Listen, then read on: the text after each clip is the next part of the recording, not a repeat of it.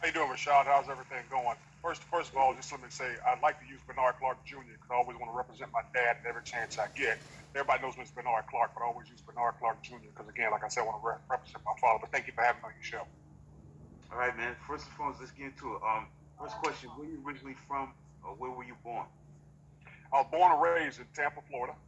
So I've been pretty much a Florida guy all my life until I started coaching. Actually, when I started playing, I played with the Cincinnati Bengals. First time I kind of moved north, but born and raised in Tampa, Florida. Went to Lato High School. Started playing football at the West Tampa Boys and Girls Club years ago when I was 8 years old. Real great learning experience for me. Okay, growing up, who were your role models? Who were your influential people that influenced you to do what you do? Well, to be totally honest with you, my role model was probably my mother and my father. I mean, because my father was a hardworking man. He passed away in 2019. So my father worked for Delta Airline for 21 years. My mother was a nurse for 40 years at the same hospital, Tampa General Hospital. So those were probably my two biggest role models. But when it came to football, probably my biggest role model at the time was my cousin. No one would know who he is. His name was Johnny Davis. We called him Bruce. His name was Bruce Davis. He was probably my biggest influence when it came to playing football. I wanted to play football because he was out there playing football. He was a year older than me. So as far as trying to play the game of football, he was my biggest role model. Now, as a kid, the team I loved was the Miami Dolphins. At that time, Florida had the only team that had Florida was the Miami Dolphins. So the 72 Dolphins was like my inspiration to really want to be involved in football. Okay, other than football, was there any other sports that you played other than football? Was football just the main sport that you played when you was in high school? Actually, the love of my life was basketball. I absolutely loved basketball, but I knew I wasn't good enough to get a scholarship in basketball. I knew that football was going to be my meal ticket. But I love basketball. I love the 76ers growing up, Dr. J, Chocolate Thunder, Daryl Dawkins, all those guys, Moses Malone. I love the 76ers growing up as a kid. I really liked those guys. So basketball is my main love. I just knew that wasn't going to get me to college. Okay, other than Miami, were there any other schools that were recruiting you for a scholarship other than Miami? Were there other schools? Absolutely. There were a lot of schools that recruited me, but I knew I wasn't going to leave the state of Florida. It came down to Miami and Oklahoma State back then. Those are two big schools that I came down to. But when I took a visit to Oklahoma State and I saw that white stuff on the ground and wasn't sand, because I was only used to seeing white sand. When I saw that white stuff on the ground, and plus we had to fly to Tulsa, then take a puddle jumper over to Stillwater. I was like, no, this ain't gonna work for me. So I always wanted to stay close to home. And Miami was my choice, and the reason I chose Miami was because on my visit there, it was like home to me. I grew up with three sisters, never had a brother. So as soon as I got on campus, and my host was Selwyn Brown, he was from St. Petersburg, Florida, and all of a sudden they started talking about the cone on my head, talking about how I look. They started making jokes. I was like, man, this is where I want to be. They made me feel just like I was at home. They weren't pulling any punches when I got there. Okay, so your first year was in 1986. My first year was in '85. I got there in '85, but I got redshirted. So '86 is the year I played. My first year I played. So '86 to '89 was my playing year. But I got there in '85. Okay, so you almost start with 86, the 86 year, because that year Okay. was a great year for man because they went undefeated. They ran the table. Unfortunately, fell short against Penn State, losing 14-10. But talk about just being on that team. That was maybe the greatest team not to win national championship. Just talk about the recollections of that 1986 Miami season. Absolutely. And I agree with you 100%. I feel like that was the greatest team at the University of Miami to never win a national championship. At that time, I think we had three first-round picks on there: Jerome Brown, Alonzo Highsmith, Benny Testaverde, and not to count all the other second-round picks and everything else we had on that team. But the greatest thing about that year for me was, coming off a redshirt year in 1985, my goal was to make sure I was on the travel squad. My goal was to make sure I was a part of this team. So I wanted to be on the team as much as I could. So special teams was my specialty. I wanted to make sure I was on every special team. And that was my goal when I came into my redshirt freshman year. And that's what I did. And being a part of that team and being on kickoff and contributing on punt team and all those things were so exciting to me to play under those guys like I just named: Melvin Bragg, Benny Testaverde, Jerome Brown, Lonzo Highsmith, Winston Falls, Michael Irvin, Benny Blades, Brian Blades, Alfredo Roberts. I can go on and on. Rod Carter. I can keep naming name after name. But those guys I looked up to so much, and I wanted to do the best I could on special teams. That's why the year was so special to me. Again, like you said, we fell short against Penn State, but that experience at the time of being on that team and realizing what it takes to win a game. The great thing about it, I tell people, our win streak for me started. I only lost 5 games my entire college career. When I got there at '85, we lost 2 games that year. We didn't lose but 1 game The next year, we're 55-5 my entire time I was at the University of Miami. So it was a great experience for me, and learning how to win and being a part of that culture and growing with that culture was so special. Okay, so let's move forward to the '87 season. '87 season, obviously, your squad was on a mission. You were a sophomore, correct? A redshirt sophomore. So you going with the game I want to talk about is the Arkansas game because that was Jimmy Johnson's alma mater that he played for and he won a national championship with, correct? With Yes. Arkansas, yeah. So you Yes. beat them 51-7. Talk about that experience winning for your coach who played for the alma mater that you beat in Arkansas. Talk about that. Again, the '87 year was special also, just like you said. That year we went undefeated. As you go into that year, as I went into that year, my whole goal was to make sure that I was going to be a part not only of this special team, but I want to make sure I was a contributor on defense, whether it was backup duty or whatever the situation may be. I want to make sure I was contributing there. And to go to that Arkansas game, it was kind of crazy. We won 51-7. I'll tell you a funny story. Coach Johnson wanted to shut out. It wasn't just we just win the game. He wanted to shut out. So I remember the second team guy going out there and we gave him a touchdown. And then that Sunday after the game, we were running because we gave him a touchdown. So that's the funny thing about that. He was excited about winning the game, but Coach Johnson was extremely competitive. He wanted to make sure that we were winning games and winning games soundly and making sure we're staying on top of people. So as that year goes on, and at the end of the year, obviously we're going to talk about this, the '88 Orange Bowl. We were playing the '88 Orange Bowl. I got a call for Christmas at the end of that year, and Coach Wanstead gave me a call, and unfortunately one of our players didn't pass the drug test, and he told me I was going to be the starter. And I was like, okay, that's fine. But the great thing about it, I had been preparing all year for this, not because I thought I'd be the starter or anything like that, because as I left, as you walk through the University of Miami locker room, there was a sign that went from the training room all the way to the locker room. That sign said, preparation plus opportunity equals success. And I read that sign every day, and I believed in what that sign said. So I always prepared myself for that moment, for my teammates, to let them know that, hey, if I get put in a game, I want to make sure I do a good job. And there were two games earlier that I started in. I started against Eastern Carolina earlier that year, and also started against Maryland because a couple of guys were down. So I'd already had the experience, and guys knew that I was going to do what I needed to do to be there. And I'll tell you a funny story. Before that game against the Orange Bowl, 1988, we played Oklahoma. Like you said, we won that game 20-14.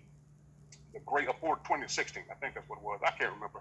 Anyway, the great thing about that story was before the game, I was standing out there, and my father walks up to me. He comes over to me, had my headphones on, and he said, come here for a second to talk to you. And walked over. My dad said, I've been reading the paper all week, and you're talking like you have something to prove. My dad said, you don't have anything to prove. The coaches wouldn't have put you in this position if they didn't think you can get it done. Go out there and do what you've been doing all your life. Go out there and play this game as hard as you can. You don't have anything to prove. So that gave me the confidence I needed to go out there and play as well as I did, along with my teammates and my coaches who gave me the confidence. It gave me the understanding that they were behind me 100%. Okay, so you win that game 51-7. The next game, you beat Florida State. That was a game of the year in '87, 26-25. Right. Down 19-3. You came back. Mike Irvin had a big game, doing that 73-yard touchdown pass that he ran down the sideline. Caught a 26-yard touchdown as well as a 73-yard touchdown. We'll talk about that comeback in Tallahassee, winning 26-25. Well, the thing about it is, Coach Johnson always told us, just make sure you're never out of the game to the fourth quarter, to all four zeros on the clock. So we all believe that. I think we got a blocked punt that went for a touchdown in that game, like you said. And no, that Sammy Smith was an outstanding running back who played for the Miami Dolphins. Sammy had 186 yards. So he was running rampant over us all day long. But me being a redshirt sophomore, one of the things I remember was me tackling Deion Sanders on punt team. That's probably a big moment for me in that game, tackling Deion Sanders on punt team. And being a part of that, again, we always believed in what Coach Johnson told us. We always believed we come back. We always believed we can win a football game. Okay, so fast forward to the Notre Dame game. The Notre Dame game won 24-0. Obviously, that rivalry got a little intense a year later, but in '87, we went 24-0. Talk about that shutout against Tim Brown, who went eventually win the Heisman Trophy. We'll talk about that win, shutting out Notre Dame 24-0. Well, I think the rivalry started the year before that. Actually, my redshirt freshman year, I think we beat them 58-7, and I think maybe 58-0. I can't remember, but I remember how the announcers were making a big deal out of the fact that we're running a score up, we're doing this, we're doing that, and which was the craziest thing in the world because I don't believe in, and I'm a coach right now, I'm a head coach at Robert Morris University, and I don't believe in running a score up or a team running a score up. Your job as a coach is for your defense to stop that team from scoring. Their job is to score touchdowns. If they're playing scoring touchdowns, you can't stop them. That's not your fault. So that just carried on from the year before that. We came and we beat them 24-0. The next year, it's just one of those situations where we're just a good football team. We're a much better football team than they were at that time, and we just outplayed them. Yeah, on that score in '85, yeah, won 58-7. It was a 58-7 score. Yeah. All right. So the last game of that '87 season was against South Carolina. That's when they had Sterling Sharp on the other squad. You win 2016. Talk about winning that game, 2016. Well, the great thing about that game, the most memorable thing, it was a big fight at the end. I don't know if you remember watching that game. It was a big brawl at the end of the game. But you talk about Sterling Sharp, and a lot of people don't know who Sterling Sharp is, but I guarantee you, Sterling Sharp doesn't get hurt. He's in the NFL Hall of Fame just like his brother Shannon Sharp. He's becoming an outstanding wide receiver. But it was one of those situations where going into that game, like you said, and going into that season, we had a mission.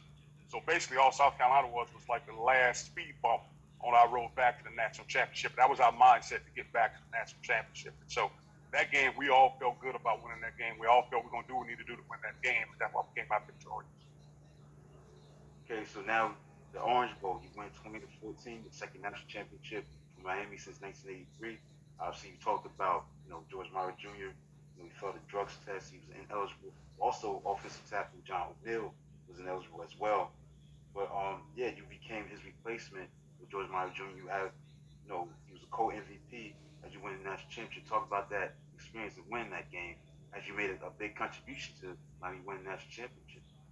I don't want to correct you. I apologize. I'm not trying to be arrogant. No, I was the MVP. I was a co. No one was the MVP with me. I was the only guy. so and again, the great thing about it was my teammates believing in me and the coaches believing in me that I can get the job done. And that's what we did. We went out there and we played hard. And to kind of set it up for you, I kind of had a bet, not really a bet. Kind of my roommate at that time was Mike Irvin, and we would banter back and forth about stuff. And I'll never forget. We were in the room, we're talking noise to each other back and forth. And he was like, bro, I'm about to win this MVP. And I looked at him and I said, nah, bro, I got this wrapped up. I said, the stage is already set for me. And it was, because the year before that, if you remember, Oklahoma, Brian Bosworth, exact same scenario, failed a drug test. And his replacement stepped in. I can't remember his replacement. He stepped in. He won the most valuable player because he had an unbelievable game. So I felt like the stage was already set for me. It was a matter of me playing the way the coaches knew I was capable of playing and playing the way my teammates believe I could play in order to do it. So at the end, when I came in the locker room with the trophy, and Mike was still in the locker room, and I walked up to him, he looked at me and said, you said you were going to do that, didn't you? I said, yeah, I did, man. The stage was kind of set for me. So it was a great time for me. The only disappointing thing about that, and if anybody's listening, if anybody's paying attention, I took my jersey off after that game, and I went and took a shower, and I got out of the shower. I came back in the locker room. My jersey was gone. So my Orange Bowl MVP jersey, I have no idea where it is. Somebody must have swiped it when I was taking the shower. Okay, so you're national champions, and now you're going through the '88 season. Very tough schedule.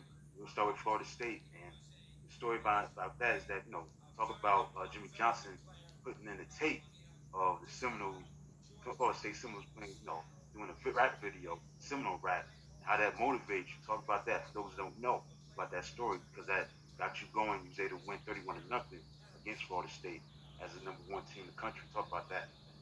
Well, we have a Thursday night meeting. Coach Johnson used to have a Thursday night team meeting, and it was at 9:45. And I still have a meeting on Thursdays with my guys here at Robert Morris University. And that meeting was normally not about football. That meeting was about life. Coach Johnson was the first guy to help us be prepared for life, along with our parents, obviously. But he was the first coach to help me get prepared for life. But I remember that particular night, he was like, guys, we got to watch this tape. And he tried to put it up in the team meeting room, but it wouldn't come up. So all of us had to go and pile in his office. We had to all squeeze into his office, and he put it on TV in his office. And I'll never forget them doing the national championship Seminole rap or whatever the situation may be. And all they did was fuel the fire. Then we went back and had the team meeting. I just remember how pissed off guys were, like the fact that they would make a national championship tape after we had just beat them the year before. Here they are thinking they're going to win a national championship, and they're playing us first. So it just kind of fueled the fire. It was a great situation. And like you said, we won the game 31-0. Okay, so now played Michigan. That's the next game you had against them. You go to Ann Arbor, Michigan. That at that time it's rare for Miami to play Michigan. They did play them in 1984, but really like years later that your squad, your program, and their program don't even play each other like they should. But you went up there, you trailed 30-14. Come back, you went 31-30. Talk about that great comeback against Michigan and Ann Arbor.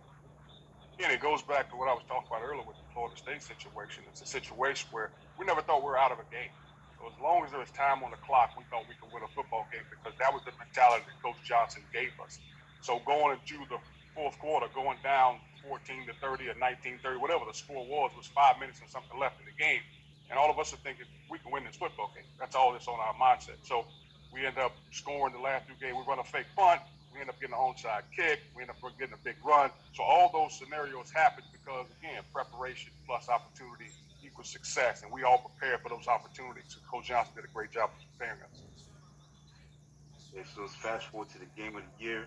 Once again, like, the 87 year was the game of the year between, Florida State and Miami now.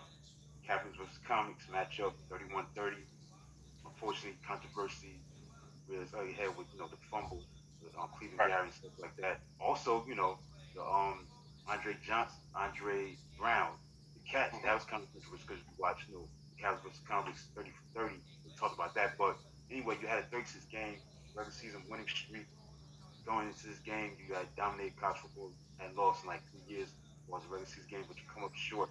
Talk about that game, the preparation leading up to that epic battle, man. That was one of the greatest games in college football history, but controversial as well. But we'll talk about that matchup in '88 on October 15th. Well, the great thing about the game is exactly what you said. The thing I always tell people is the only thing that bothered me about the game is they didn't put convicts versus Catholics. They didn't put us first because we're the best team in the country. So I prefer to put convicts versus Catholics as opposed to Catholics versus convicts. The other thing about that game is, as we're leading up to that game, and the ironic thing about it is they're calling us convicts, but everything they did was illegal with those T-shirts. Everything they did with those copyright infringement, everything you can think of, they broke more laws with those T-shirts and making the thing they did, which was crazy. So to call us convicts was even crazier. That game should have never come down to that call. And again, it goes back to things that Coach Johnson taught us. The Andre Brown catch, don't know if it was a catch. That wasn't controversy at the time. And the whole thing with that play was, I think with that fumble, they said they thought it was fourth down. I think that's what the referee said. They thought it was fourth down, and that's why they gave it to him. They didn't think it was a fumble, and they gave him the ball. So it was one of those situations. But as you can see, if you win the game soundly, you don't have to worry about a bad controversial call. If you win the game 24-0 like we did the year before, you don't have to worry about a controversial call. So I never got caught up in the controversial calls of this and that. Not even the Ohio State game when Michael played Ohio State years ago. Because if you beat a team soundly, you can't leave anything up to the referees to make a decision. That's how we always felt. So we were upset about the loss, but at the same time, we left it in the referees' hands instead of dominating like we did the year before and taking care of business. Okay, so let's fast forward to the Orange Bowl. Yeah, that was the last game for Jimmy Johnson. Unfortunately, beat Nebraska 23-3. Talk about that. Even though he didn't win that championship, he went out in grand style. He sent Jimmy Johnson off in grand fashion, winning 23-3 against Nebraska. Talk about that game. Well, at that time, we didn't know Coach Johnson was leaving. We had no idea. Later on, he got a unique situation where his best friend in college and his college teammate bought a football team, and everybody knows the story with Jerry Jones. But it was just one of those situations. We always expected to win when we hit the football field, Rashad. It wasn't a situation where we went on the field, oh, this team may have a shot. We never doubted we were going to win a football game because that was our attitude. That's how hard we worked. We busted our behinds during the week. We busted our behinds during the summer. We put in the work to win, and that's what we expected. So when we win games, it wasn't like, okay, we expected. What we were upset about was we didn't win a national championship. Forget about the fact that we had won a bowl game. We didn't win a national championship that year. That was always our goal going to a season. Now, we never talked about it. Coach Johnson never talked about winning a national championship. He only talked about the process of winning a national championship, how hard it's going to be, the work you had to put in. He only talked about the process. He never talked about the outcome. But as a team, we expected to win every game, and we expected to win a national championship because that's the kind of air we had about ourselves, and that's how we would be there. Okay, so now you get a new coach in Dennis Erickson. Talk about that, transition from Jimmy Johnson to Dennis Erickson. Talk about the kind of coach he was coming in at that time.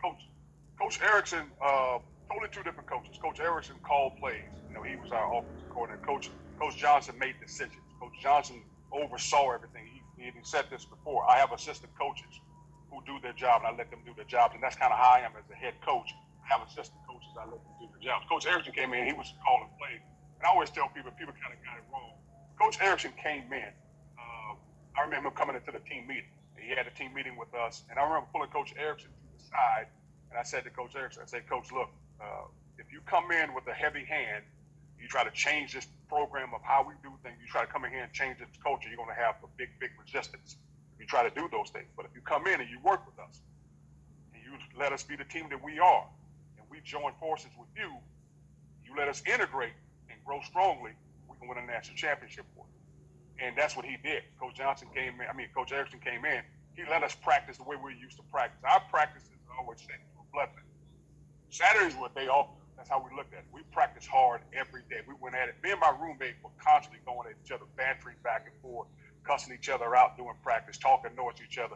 Him throwing the ball in my face when he catches the ball, and those things happen. So that was a great thing about it. So when he came in, all he did was mess with us, and we created an unbelievable salad bowl where everybody kept their personalities and everything else, and we won a national championship. Hey, let's talk about the first game. You go against Wisconsin, beat them soundly in the first game under Dennis Erickson, 51-3. Talk about winning in Wisconsin. Once again, a rare matchup at that time. To go into Big Ten country like we did Michigan, won in Michigan. Now this time, this was just a breeze. You just blew out Wisconsin. Talk about that performance that first game. It was just the great thing about it is we want to make sure we get that first game under our belt. As a team, we want to make sure we got that first game under our belt. Let Coach Erickson know that, hey, we're on board with you, whatever you want to do. This defense is behind you 100%. The offense is behind you 100%. We're going to win this thing if you just let it relax where we're going to go. And we end up winning the game. And, of course, Coach Erickson got the game ball for leading us to our first victory under his regime. Okay, the other game I want to talk about is the game against Michigan State. Again, Big Ten country again, you play against Michigan State. This is an interesting game because Craig Erickson hurt his hand. Here comes Geno Terrell, who go on later to win, the Heisman. You win 26-20. Talk about that win in East Lansing, Michigan. I'll tell you a funny story, Rashad, and a lot of people don't know that. I didn't play in that game. The week before that, I was hurt against Missouri. I got my medial collateral ligament got stretched because I got cut blocked. The guy rolled up on my knee. So I didn't play in that game. So introduced Mike Barrow. Mike Barrow came in and played that game. So we've had an unbelievable game. I went to the game. Coach Erickson still allowed me to go to the game and motivate the guys because I was one of the team leaders that we had. So to have Geno and Mike step in crucial roles, Mike stepped in as a middle linebacker, Geno stepped in as a quarterback, and for them to lead our team the way they did and to play as hard as they did, that's what helped us win that football game. But again, it's always collective between us as a group. And I think Coach Erickson was enjoying the ride because I don't think he understood what he had taken on, the kind of team he had taken on, the persona he had taken on, the personality of the University of Miami that he had taken on, and the way we believed in winning football games. Okay, the first game we unfortunately lost was against Florida State. And this is an interesting game because obviously it's a rivalry. Florida State lost 31-0 the year before. They had lost 4 straight years. Hadn't beaten your program in like 5 years. And came to this game leading the nation in rushing defense. We gave up 45.5 yards per game, but a man named Dexter Carter ran very well. He ran for 142 yards. He set the tone after Geno Terrell throws an interception picked off by Terrell Buckley. He goes 37 yards for a touchdown. Talk about what went wrong in that game.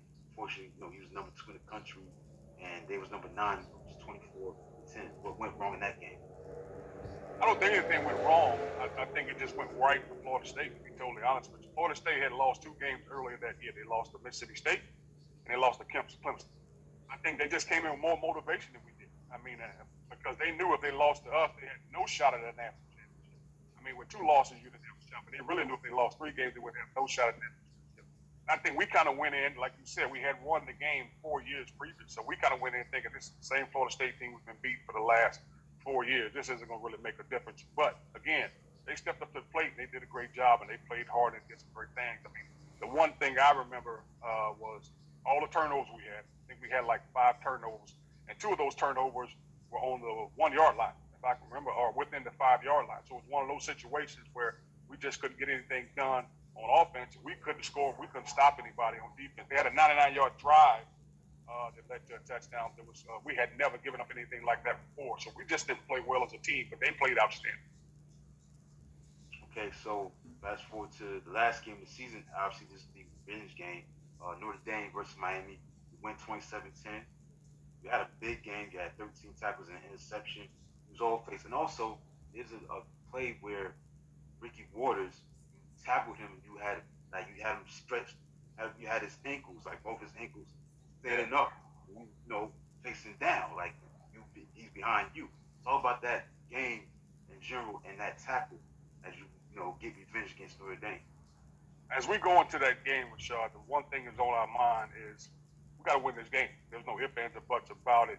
And if anybody knows, earlier that week, they interviewed my roommate, who was Randy Bethel at the time we called Bear. They interviewed Bear earlier that week, and they asked Bear, what do you feel the score is going to be? He looked in the camera, he said, it's not even going to be close. We're about to wax these guys. And he truly believed it. And when we had the team meeting that Thursday, that's exactly what he said. I remember Coach Erickson said, you guys are talking a lot. He's like, yes, Coach, because we can back it up. And that's what Randy said. We're going to back this up. And so we went on the game. Our whole mindset was winning that football game. We didn't feel they had a shot. Just one of those things where we stepped in, we dominated early. I think we went 4 and out in the first series, and our offense went in and scored.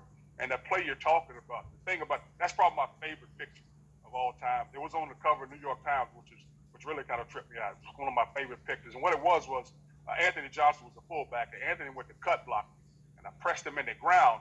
And when I pressed him in the ground, Ricky tried to jump over my head. And I always tell my players, guys, if a guy can jump over the top of you, that means your eyes are closed. Well, I guess Ricky thought my eyes were closed. So as he jumped, I grabbed him in midair, like you said, and I just dumped him down on his head. So it was kind of one of those things. I thought he fumbled, but I don't know if they gave him the fumble or not. But that game was great because we're talking about two teams that really love playing against each other. That rivalry with them was nothing like the rivalry with Florida State. The rivalry with Florida State was we're going to go at them. This rivalry was more about a respect thing. We believed in what they did. You're talking about a program, Notre Dame was the oldest, is now one of the oldest programs in the nation, one of the top teams in the nation for years. And so for us to go and play them and beat them the way we did soundly, that's how we felt. But we gave them a lot of respect, but at the same time, they weren't coming into the Orange Bowl to beat them. Yeah, Dale Dawkins had a big game at 7 catches, 120 yards, 2 touchdowns. And also that game, can't forget about that. This one is Randall Hill making that catch. They were down in 43. That was a huge play. And, those are two huge plays. I mean, Dale getting that touchdown and then Randall, and they call it the drive. I mean, you're talking about a play 3rd and 43. We get 44 yards. That plays back at the 10-yard line, I think, and then we continue to drive and we put it in the end zone. Now, you're talking about teams working together. You're talking about an offense that kept that defense on the field forever. And then I think the next series we go out there, we get them 3 and out. We put the defense right back on the field. We're talking about the defense who was just out there for 12, 13 plays. Now they're back out there again. Those are teams working together. Those are teams understanding the offense grinding the ball out, having the defense out there, and the defense stopping them and putting their offense back on the field. Again, like I said, our whole mindset was win this game. Yeah, and also that drive lasted 22 plays, and that's like 22 plays. Okay. minutes on the clock. So they had the ball for 11 minutes. That's mind blowing. So that was just a big win for the Canes. So you go against Alabama, and you win your 3rd national championship overall. You cement yourself, your program as a team of the 80s. Win 33-25. Talk about the preparation aspect, getting ready for that matchup against Alabama. Well, Coach Erickson, I don't think he had ever played in a game like that. I think obviously he wants the conference championship. I think he won the conference championship when he was at Washington State. But as far as playing for a national championship, he had never been a part of anything like that. And so we don't want to win for ourselves. We wanted to win for Coach Erickson. But I'll never forget at halftime, we just weren't playing well. And I'll tell you a crazy story at the end of the game. But I remember Winston Moss coming in at halftime. And Winston Moss was one of the leaders when I was at the University of Miami. When I first got there, he was a guy I looked up to. I think played in the NFL for like 10 years, played for the Bucs, and now he's coaching. I think he's a head coach at the XFL right now. But Winston Moss came in our locker room, and he just ripped us apart as a defense, and ripped us apart as a team, and just told us we weren't playing the way we're capable of playing. And that motivated us even more. As a matter of fact, I remember after Winston talked, Coach Erickson didn't even say anything. He just kind of walked out. He was like, I don't need to say anything, guys. Let's go get this game taken care of. And went back on the field. The thing I remember about that game, Rashad, that was really weird, we gave up 25 points. that upset me. Even though we won the game, that upset me because that was the most points we had ever given up as a unit that year, was 25 points. Even when we lost to Florida State, we only gave up 24 points. So to give up 25 points was kind of upsetting to me as a defensive guy. But we still won the game. We're still excited about the national championship. I'll tell you another crazy story about Florida State. I remember going down to Black College weekend down in Daytona, and the only thing they had to say at that time was they had a shirt made up that said Florida State 24, National Champs 10. I was like, yo, really? So my boy Lamar Thomas, LT made a shirt that said, yeah, you won, but we still got the rings. So it was one of those situations where, yeah, you're happy about it, but we still won the championship. Yeah, yeah. So it was the third national championship in 7 years. Obviously, cementing your program at the time, the team of the '80s, and also Dennis Erickson became the second ever coach to win national championship in the first year with the school. I go back to Michigan's Bernie Oosterbaan, 1948. So that was your senior year. That was your last year. So now you may transition to the NFL and get drafted by Cincinnati Bengals. But I want to talk about what they did in the Super Bowl. But talk about your experience getting drafted by Cincinnati Bengals. Well, like I said, I started playing football when I was 8 years old, and as a football player and as a young player, all you think about is, man, one day I hope I can play in the NFL. And to finally get an opportunity to do that is just incredible. I mean, to finally do something you love to do and get paid was absolutely incredible. I love my time. I tell people all the time, if I could have got paid at University of Miami and played, I could have stayed there forever. But to get to the NFL and play with guys like Andrew Luck, David Fulcher, Solomon Wilcox, Dickie Woods, Eric Thomas, Kevin Walker, uh, Eddie Brown, and Eddie Brown, the great thing about playing with Cincinnati, Eddie Brown, the wide receiver at the time, he was a University of Miami grad who also won that championship while he was there in 1983. He opened his arms to me. They came, hey, man, come stay at the house, until you find a spot. So his arms were open to me as a teammate, as an alumni of University of Miami. He welcomed me with open arms. But having that opportunity to do that was just unbelievable. I tell you the thing I tell my players all the time, I only played 2 years in the NFL, and the reason I only played 2 and didn't play 10, when I got there, I wasn't a student of the game. I didn't become a student of the game, meaning that I didn't study film the way I was supposed to study film. Everybody can run fast, everybody can hit, but the thing that separates Hall of Famers, the thing that separate guys that play 10, 15 years in the NFL is if they're students of the game. If they learn the game, if they learn what the offense is doing, where you're supposed to be at all times, that's what makes you an outstanding football player. That's what makes you great. And Walter Payton has a great saying. He says, when you're good, you tell everybody. But when you're great, everybody tells you. I wasn't that guy because I never took the time to study film. I never took the time to do the things I needed to do to be a great football player. And that's why I only played 2 years. But I'm not. It took me a long time to accept that also. Icky Johnson, I'm not sure if you know who he is, but Icky Johnson has an unbelievable quote. The quote says, can you be committed to the process without being emotionally attached to the results? But at that time, I couldn't because I worked my butt off, but I wasn't starting immediately, and those things would bother me, and I'd get down on myself and start blaming everybody else for what I wasn't doing. I wasn't studying film. I wasn't doing that. So I didn't play as long as I'd like to. But the experience was outstanding, Rashad. Be able to do that, be able to play at that level and play the game at the highest level, and you have the ability to play the game at the highest level was outstanding. Okay, so you get into also to going to research. You played in the Arena Football League, the Orlando Predators. Yeah, I played a couple of years in arena ball. What it was I wasn't done playing football yet. So it was one of those situations I wanted to get it out of my system. And it was just a good time for me. Just go in and be able to hit someone again and play the game I love again. It was a great experience. I played a couple of years there. But after I was done, the main thing I did when I was done playing, I got cut by the Cowboys preseason. I was there for the preseason, and I got cut out of the preseason in 1992. After that, for about a year, I didn't do anything but just kind of hang out and fly around and spend money. And then I became a car salesman. I was a car salesman for about 5 years. I was a closer. I was doing everything, closing to managing to selling and everything else. And I became a car salesman. And I played in between those years of playing cars, I'm selling cars. I played with the Orlando Predators in the Arena Football League. So I enjoyed what I was doing, and then I got into coaching after that.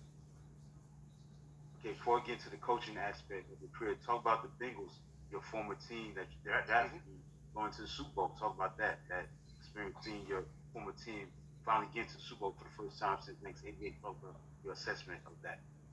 It was exciting, but I always tell people this, and I want everybody to understand. I don't really cheer. I cheer for two teams. And the two teams I really care about. That's the one that's paying my mortgage. That's Robert Morris University. That's the University of Miami. So those are the only two teams I follow. But I was excited about what the Bengals were doing. And like I talked to some of my former teammates, I called Kevin Walker. Man was just kind of like, I said, how crazy is it down there right now?